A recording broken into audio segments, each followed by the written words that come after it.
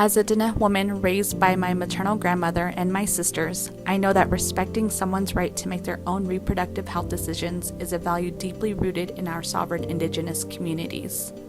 She'e Kandace Littlefoot Yinishya.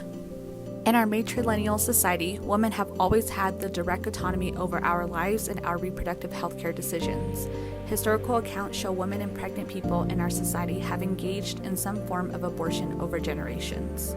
However, the United States Congress continues to control the bodies and reproductive decisions of people like me and all Indigenous relatives through policies like the Hyde Amendment. Generally, the Hyde Amendment prohibits the use of federal money to fund abortion under all circumstances, except if the abortion is life-threatening to the pregnant person or if the pregnancy arises from rape or incest, which means that people who get their health care through programs like the Indian Health Service, IHS, are blocked from accessing abortion care.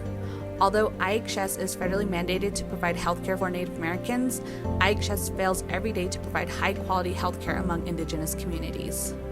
In New Mexico, a predominantly rural state where abortion remains safe and legal, more than 228,000 Indigenous peoples in New Mexico are expected to receive health care through 12 IHS clinics, of which only half offer reproductive health services. So for someone living in the heart of the Navajo Nation, it would take approximately 230 miles or 3.5 hours to travel to Albuquerque to access abortion services. This is the reality of many Indigenous people who live in rural areas in the Southwest.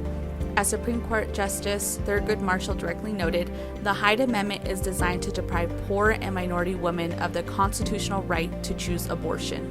We can each hold our own moral views on abortion while trusting others to make healthcare decisions for themselves. Most importantly, whether we want to have children or not, those are our decisions to make. These decisions should not be shaped by institutions responsible for colonizing our homelands and using assimilation tactics to eliminate our people.